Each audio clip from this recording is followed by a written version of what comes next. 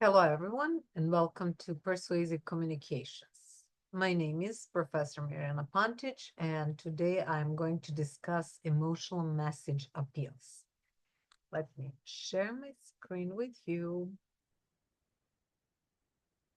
And I'm going to focus on two key emotional message appeals. They are fear and guilt. Let's start with fear, and let's define fear. Fear represents a quiet voice that warns us of danger while daring us to decide whether to listen or move forward anyways. It is an internal emotional response with both psychological and physiological components triggered when an individual perceives a serious and personally relevant threat. So let's take a look at this definition for a moment. When we get scared, we get goosebumps or we start sweating. So that is why confronted when confronted with fear, we experience these physiological processes in our body. But fear also represents a psychological response. So that is why scholars explain that fear has two components, both mental, psychological, and physiological. Why is it important to us in persuasive communication? It is because we see advertising messages or speeches all the time that incorporate fear appeals. Why? Why do they incorporate fear appeals? Why is it so appealing for persuaders to embed fear appeals in their messages? It is because fear represents a powerful emotion that can motivate people to take action, but it can also change people's attitudes. I'll give you an example, and I have more for you in this lecture, but I will start with something that is kind of a hot topic in the United States. It is related to illegal immigration. And of course, one of the goals of these messages is to change people's attitudes toward immigration and support current policies that are related to border control. So, political messages about immigrants usually tell us that if borders are not secured, violent criminals will flood into our community. What does this message mean? So this is not to tell you how you should react to the message, but basically to look into it and to see why we can tell about this message that incorporates fear appeals. It is because it points to issues such as personal safety, loss of control over national borders, and threats to families and neighborhoods. So when they put it this way, we might feel um, threatened by what is going to happen in our community or with our families. What do we need to know about fear appeals? What is a fear appeal? It represents a persuasive message designed to frighten people into changing their attitudes by highlighting the negative consequences that may result if they fail to follow the recommended actions. So, now, what is the problem with fear appeals? Looking from a perspective of a persuader, they don't necessarily work. It is not so easy to scare people. Remember what we experienced during COVID. There were statistics presented to us constantly about people who got hospitalized, who died because of COVID, but that was not sufficient for many citizens to wear a mask or get a COVID shot. So this is because it is not so easy to scare people. Some messages arouse too little fear, while others try to be so strong that they can make people deny the communicator's message. Like neither is effective because sometimes persuaders go too far in fear appeals that they make people not they end up being less trustworthy. So people actually deny what they say if these messages are too contained, if these messages are too strong. Let's take a look at another example of a fear message. So this one is a bit older. So we discussed the issue of immigration, which is kind of which is definitely still a hot topic in the United States. But let's take a look at another example of a fear message. This one, and this is an ad printed by the World Wildlife Fund. They use this ad to motivate action related to climate change. We can discuss this in class in more detail and how you feel about it, to what extent you think this is effective. But what they aim to do was to show a shocking image of potential future consequences of global warming and warning, stop climate change before it changes you actually emphasizes the serious dangers of it. This ad aims to make viewers feel urgency and concern, encouraging them to take action before it's too late. Now, I mentioned in one of the slides that it is actually really hard to scare people. Why? There is the belief, the so-called illusion of invulnerability, which basically means that people tend to believe that others are more likely to experience negative life events than they are. This illusion of invulnerability is also known as unrealistic optimism, or to put it in the simplest way, it will not happen to me. Like other people got COVID, but I won't. Other people got flu, but I won't, and so on. So that is why, or we can list so many other examples. Like you feel, um, one of the examples that I also like to discuss is how we hear that people get injured in traffic accidents, but we think it's not going to happen to us, even though if we participate in traffic, there is always this likelihood. It doesn't mean, of course, that we need to be scared every time when we drive a car or walk around the city, but it just means that we should be aware of the illusion of invulnerability and be cautious, be aware. So it's not to be scared, but be aware. Why do people harbor such illusions? Why do they feel like they're invulnerable? The first reason is they refuse to acknowledge that life's misfortunes could happen to them. So they like to believe that, if this happened to somebody else, it doesn't mean it will happen to them.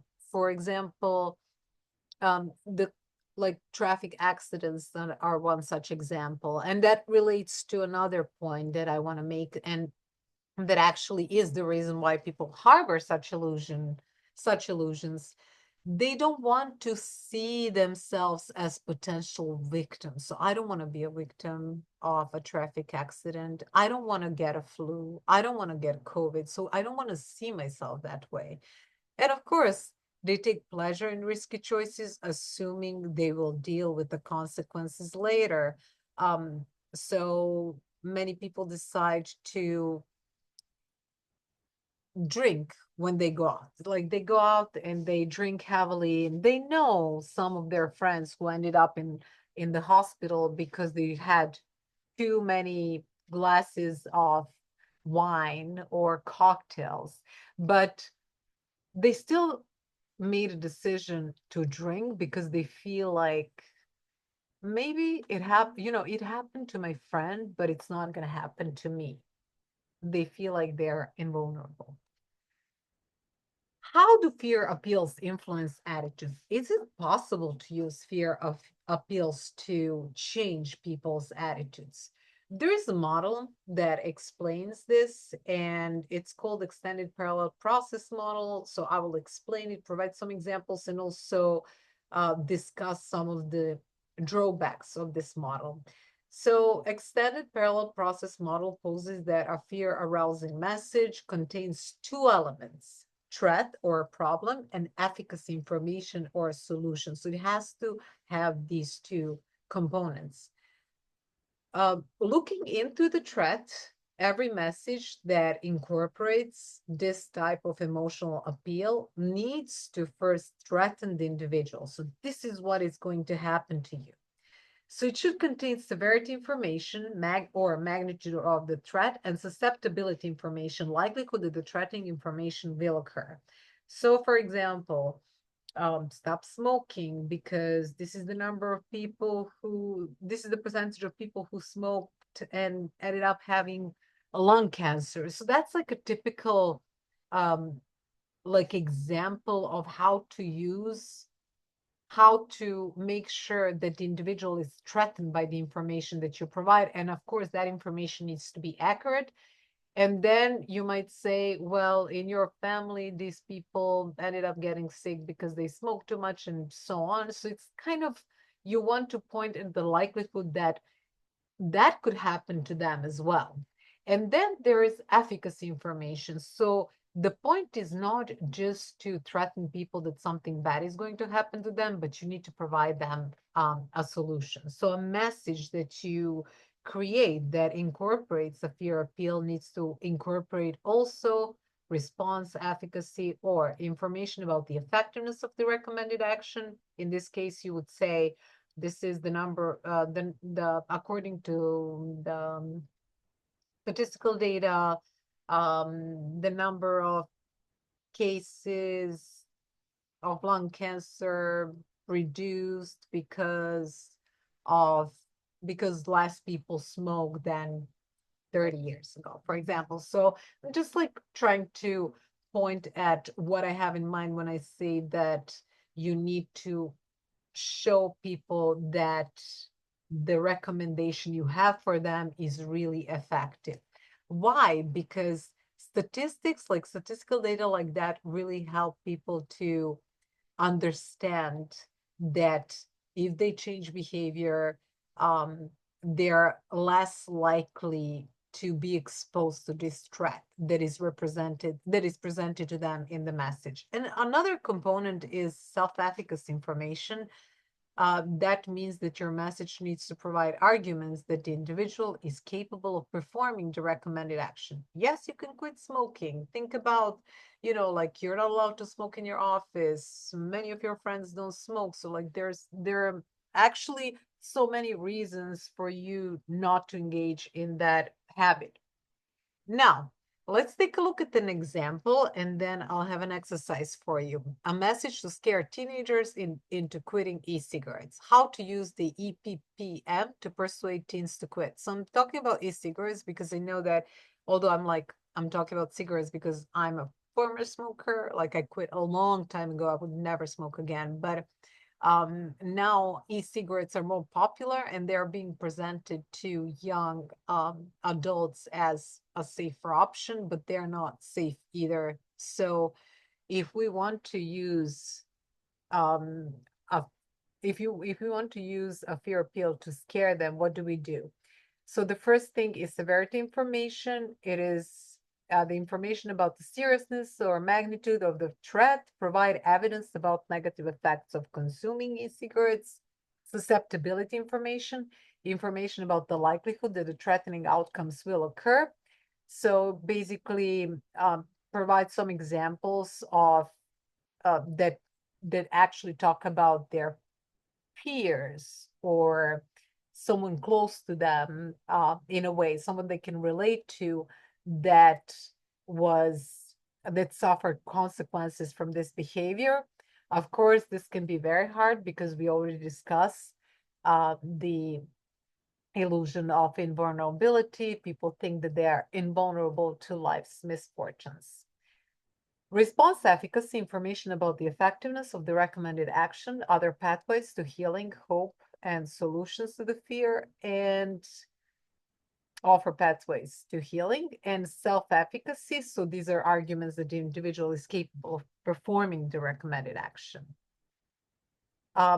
Before I discuss what you need to do in terms of your exercise. I have two exercises for you. So let's take a look at the danger and fear control. These are actually really important processes that occur. So it basically the danger fear control, whether a fear appeal will work or not depends on these two parallel processes. Danger control, it refers to a cognitive process that makes people adopt strategies to cope with the problem. So they think about the problem, they consider it, and then they decide whether they're going to adopt strategies to deal with this problem. Fear control is, on the other hand, more emotional. So it represents an emotional process that makes people focus on the fear rather than on the problem at hand. And it makes people focus on reducing anxiety and calming their nerves. So they get scared and they kind of decide to react to reduce that anxiety and to feel less stressed out. Now, the exercise that I have for you, again, I have two, so stay with me. The first one is you're basically just going to write an essay of about 250 words answering these questions. How can a persuader effectively shatter illusion of invulnerability without making the audience so defensive that they enter fear control and ignore the message? So they get scared and they kind of simply ignore your message. So this is fear control. Go back to the slide. And or also you can simply read the chapter assigned to you for today about emotional message appeals and in order to write a stronger essay. So don't just watch my video lecture, but also make sure to read the textbook chapter and answer these questions. And your second question is, why is fear control considered a failure for a persuasive message while danger control is considered a success? What are some specific behaviors a person might show if they are in the fear control stage? And post your answers under illusion of invulnerability. I'm not disclosing everything in this video lecture because I want you to also read the textbook. Now, what are some of the problems when it comes to the EPPM model? There's not much research that supports it. It's actually not, there's no consistent support from empirical scholarly studies. This model also does not tell us how to design the optimum fear appeal, so not too strong, not too weak. The model does not specify how to tackle the issue of individual differences in social context. And also, we need to keep in mind that fear may be so much more complex and that fear may not always have a linear effect, a direct effect on persuasion. What works best? Let's take a look at this. So we are looking into two components of the message, threat and efficacy. So when high efficacy is the same or it even exceeds a perceived high threat, then people engage in danger control. So they engage in this cognitive process and then they adopt recommendations because they want to mitigate the danger. So you see why high efficacy is important in relation to this cognitive process, which is danger control.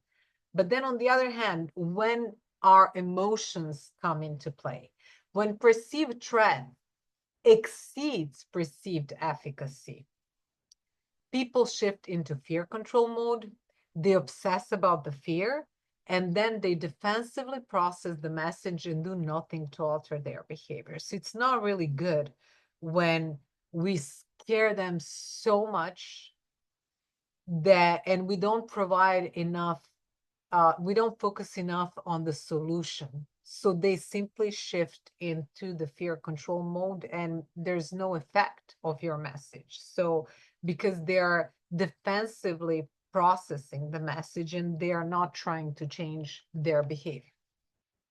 What are some of the key suggestions for persuaders? Persuaders must shatter the illusion of invulnerability. So they need to tell people, look, we don't want to think about negative life events, but they can happen to you. So what does it mean? Like when we don't want to see ourselves as victims and we don't want to imagine ourselves as being involved in a traffic accident. So again, it doesn't mean that you should be walking around scared all the time, but it means that you should be aware. And as a persuader, you need to point at these vulnerabilities and shatter their illusion that they are invulnerable. But you shouldn't scare them too much, because then they're going to reject your message. Persuader must discuss solutions as well as problems. So both components are important. Discuss the threat, but also provide a solution. Efficacy recommendations should highlight both the consequences, failing to take precautionary actions, and the benefits of engaging in the recommended behavior. Like, also, messages could be gain framed, emphasizing the advantages of adoption, or loss framed, focusing on the costs of inaction. We kind of discussed this at the beginning of the semester a little. When we talk about, let's say, I quit smoking, I'm so happy about it. So if I want to convince other people to quit smoking, I would definitely point at loss framed. It's basically the cost of inaction. So I would definitely point at um, the people who unfortunately got sick because they were heavy cigarette users, consumers. And I would point at the statistics related to lung cancer in connection with smoking. When it comes to gain frame, I would definitely point at all the all the activities that you can engage in if you quit smoking, like like I became a runner, a marathon runner, and you can engage in a healthier lifestyle, run, exercise, and so on. So you point at certain things that would really help them see why quitting smoking would benefit them. And of course, both threats and recommendations must be salient, that is clearly relevant and meaningful to the target audience. Now, let's discuss briefly another emotional appeal. I focused on fear a lot, and I'm not going to focus that much on guilt, because I have another exercise for you, and I want to make sure that you're going to cover this textbook chapter. But also, I'm still going to touch upon the most relevant information related to guilt. It is a negative emotional response, one that has affective and cognitive components. Just like fear, it has this emotional and cognitive component. It involves ought and should dimensions. Guilt occurs when an individual notes with remorse that they failed to do what they ought to or should do. There are basically two key processes that occur that are related to guilt. They're empathy and efficacy. So how effective can guilt be in communication, in persuasive communication? Guilt appeals usually work if the message induces empathy, if we empathize with other, if we show compassion, but also if it instills a sense of responsibility, social or normative, should to, ought to do, to help others. And guilt appeal also works if it convinces individuals that the recommended behavior will reduce guilt or repair the problem. So I have just two examples of guilt messages that I can illustrate, and you see like how guilt is different from fears. So it's not scaring you with abandoned dogs, but it's just showing you that there's so many abandoned dogs, and that you can support this organization to sponsor an abandoned dog like the one in the picture. So it basically um, it is supposed to wake up guilt in you, not fear. Another one is persuade a group of teenagers to give money to charity. And then the message is 10 children in Africa will die this month if you don't contribute £1 to Oxfam. I have one more exercise for you. As I mentioned, like I want you to dig deeper into these two emotional appeals. I want you to find two distinct advertisements print, video, or social media for each appeal and write a brief analysis, about 250 words each, addressing the following. Please, when you post this, just make sure to add the image of that appeal or a video, because I need to see it, and then write an analysis. So each analysis should be about 250 words long. You'll find an advertisement that incorporates fear appeal. Identify the threat. What is the specific negative consequence highlighted? Susceptibility. How does the ad try to make the viewer feel like this could happen to them? And what solution does the ad provide? So focus on these three things. When it comes to the guilt appeal, and find an advertisement, it can be print, video, and social media. Please embed it into your post so I can see it. Look into the empathy trigger. How does the ad make the viewer empathize with the victim or the situation? And what does the ad suggest the viewer ought to do to remedy this situation? And of course, at the end, you're going to look into the solution and explain what is the specific efficacy information provided. Please work on this. I really want you to do as good as you can, because you're going to present these two advertisements in class when we meet. All right, so let's conclude this lecture. Why is it that we discussed emotional message appeals, and why are they so important in persuasion? Emotions play a useful role in our responses to persuasive communications. We can scare people to act in a certain way or change their attitudes. We can guilt them into doing something, make them feel guilty, so they want to do whatever they can to reduce that guilt. When people are worried about a health problem, they're motivated to gather information about it. When they feel scared, they want to get more information to determine how they're going to behave.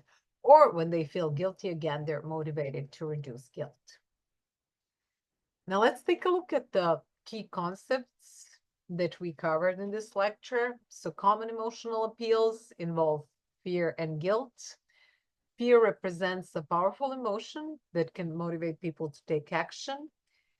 It is a message, fear appeal is a message designed to frighten people into changing their attitudes or behaviors, but it also needs to incorporate a solution if it aims to be effective. Illusion of invulnerability is the belief that one is less likely to experience negative life events than others. This is also known as unrealistic optimism. We also discussed the extended parallel process model, which proposes that a fear-arousing message has two components. They are threat, the problem, and efficacy information, or the solution. So every fear message needs to incorporate these two components in order to be effective. And finally, we discussed guilt, which is a negative emotional response that works when the message induces empathy and offers a solution. These are my references for today. Thank you very much for watching my video lecture. Please complete both exercises. And of course, if you have any questions, you know where to find me. Okay. Thank you again, and have a great week. Bye-bye.